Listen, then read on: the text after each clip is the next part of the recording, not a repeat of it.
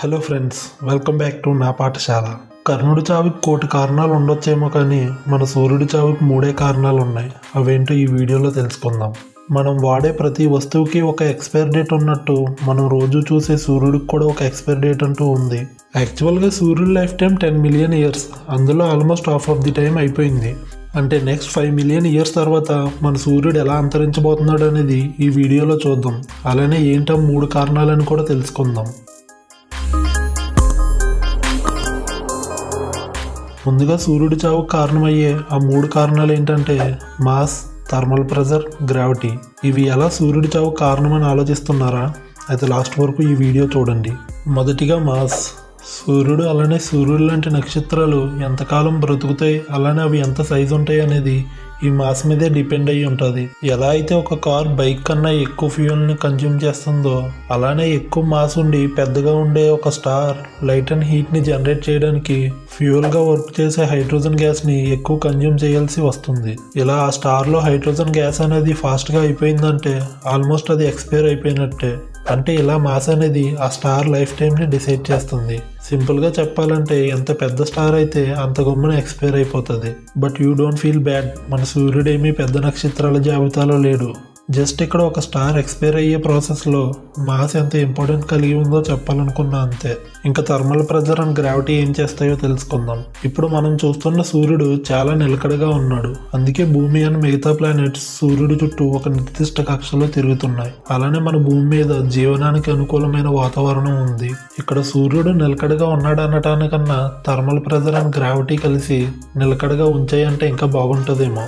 అది ఎలానో చూద్దాం రండి. ఇక్కడ మాస్ ఉన్న ప్రతి ఆబ్జెక్ట్కి గ్రావిటీ ఉంటుందని మన యాపిల్ బాబాయ్ న్యూటన్ అండ్ ఐన్స్టీన్ తాత చెప్పారుగా ఆల్రెడీ. సో సన్కి మాస్ అనేది ఉంది కాబట్టి గ్రావిటీ కూడా ఉంది. ఇది ఓకే. మరి ఏంటి థర్మల్ ప్రెజర్ అంటారా? థర్మల్ ప్రెజర్ అంటే సన్ కోర్లో న్యూక్లియర్ ఫ్యూజన్ జరగడం వలన రిలీజ్ అయిన ఎనర్జీ థర్మల్ ఎనర్జీగా మారుతుంది. దీని వలన జనరేట్ అయ్యే ప్రెజరే థర్మల్ ప్రెజర్ అంటారు. సో ఇప్పుడు మీకు గ్రావిటీ అండ్ థర్మల్ ప్రెజర్ ఎక్కడి నుండి వచ్చాయో అర్థమైంది అనుకుంటున్నా. ఇప్పుడు ఈ రెండు సన్ దగ్గర ఏం చేస్తాయి అంటే, సన్ లోపల థర్మల్ ప్రెజర్ ఎక్కువ అవ్వకుండా గ్రావిటీ దానికి కౌంటర్ ఫోర్స్గా యాక్ట్ చేస్తుంది. అంటే సన్ని ఎక్స్పాండ్ అవ్వనివ్వకుండా గ్రావిటీ ఆపుతుంది. ఇక్కడ gravity is nothing but invert force. సింపుల్గా సన్ని నొక్కుబెట్టి ఉంచుతుంది అనుకోవచ్చు. అలానే at the same time sun gravity పెరగకుండా థర్మల్ ప్రెజర్ కౌంటర్ ఫోర్స్గా యాక్ట్ చేస్తుంది. అంటే ఈ గ్రావిటీ అనేది పెరిగి మన ప్లానెట్స్ని తనలో కలుపుకోకుండా థర్మల్ ప్రెజర్ ఆపుతుంది. ఇక్కడ thermal pressure is nothing but outward force. ఇప్పుడు ఈ రెండు సమానంగా ఒకటికొకటి అడ్డుకుంటున్నాయి కాబట్టి సన్ అనేది స్టేబుల్గా ఉంది. ఇలా థర్మల్ ప్రెజర్ గ్రావిటీతో సమాన బలం కలిగి ఉన్నన్ని రోజులు మన సూర్యుడికి దేర్ ఈజ్ నో రిస్క్. కానీ ఫ్యూయల్ అనేది బర్న్ అవ్వక తప్పదుగా. ఎప్పుడైతే సూర్యుడిలో ఉన్న హైడ్రోజన్ గ్యాస్ తగ్గుతుందో అప్పుడు థర్మల్ ప్రెజర్ తగ్గుతుంది. సో ఇప్పుడు థర్మల్ ప్రెజర్ గ్రావిటీ కన్నా తక్కువ బలం కలిగి ఉంటుంది. ఈ థర్మల్ ప్రెజర్ తగ్గే కొద్దీ గ్రావిటీ పెరుగుతుంది. ఎప్పుడైతే గ్రావిటీ పెరగడం జరుగుతుందో సన్ కంప్రెస్ అయ్యి సన్ కోర్లో టెంపరేచర్స్ రైజ్ అవుతాయి. దీనివల్ల న్యూక్లియర్ ఫ్యూజన్ ఫాస్ట్గా జరుగుతూ హైడ్రోజన్ గ్యాస్ హీలియంగా కన్వర్ట్ అవుతుంది. ఎప్పుడైతే హైడ్రోజన్ గ్యాస్ కంప్లీట్గా అయిపోతుందో అప్పుడు గ్రావిటీ వలన సన్ కోర్ కొలాప్స్ అవ్వడం స్టార్ట్ అవుతుంది. బట్ ఈ టైంలో కూడా సన్ మిగిలి ఉన్న థర్మల్ ప్రెజర్తో ఈసారి హీలియం ఫ్యూజన్ని స్టార్ట్ చేస్తుంది. అలా సూర్యుడు తన జీవనాన్ని మరికొద్ది సంవత్సరాలు నిలుపుకుంటాడు. ఇది సినిమాటిక్గా చెప్పాలంటే తెలుగు మూవీస్లో దెబ్బలు తిని పడిపోయిన హీరో సడన్గా ఏదో ఒక ఇన్సిడెంట్తో లేచి నిలబడి విలన్స్ని కొట్టేస్తాడుగా. అలానే హైడ్రోజన్ ఖాళీ అవ్వడంతో జీవం కోల్పోతున్న సూర్యుడు మిగిలి ఉన్న థర్మల్ ప్రెజర్తో హీలియం గ్యాస్ని ఫ్యూజ్ చేయడం స్టార్ట్ చేస్తాడు. కాకపోతే బ్యాడ్ లక్ ఏంటంటే ఈ పోరాటంలో ఇంకా థర్మల్ ప్రెజర్ గ్రావిటీ కన్నా తక్కువగానే ఉంటుంది. ఈ టైంలో మన సన్ ఒక పెద్ద రెడ్ జైంట్గా మారుతుంది. ఈ రెడ్ జైంట్ గ్రావిటీ ఎక్కువ అవడంతో సన్కి దగ్గరకున్న ప్లానెట్స్ని తనలో కలిపేసుకోవడం జరుగుతుంది.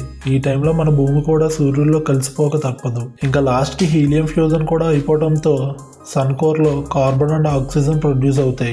ఈ టైంలో రెడ్ జైంట్గా ఉన్న మన సూర్యుడు తన మాస్ అంతా కోల్పోయి చిన్నగా మారుతూ తనలో ఉన్న ఎనర్జీ అంతా ప్లానెటరీ నెబ్యులాస్గా కన్వర్ట్ చేస్తుంది. అలా చివరికి వైట్ డ్రాఫ్ట్గా మారుతుంది. ఎందుకంటే ఈ టైంలో అప్పటిదాకా ఉన్న హీట్ని స్లోగా తగ్గిస్తుంది. అందుకే వైట్ కలర్లో ఉంటుంది. కానీ ఎప్పుడైతే తనలో ఉన్న వేడి కంప్లీట్గా తగ్గుతుందో అప్పుడు బ్లాక్ డ్రాఫ్ట్గా మారడం జరుగుతుంది.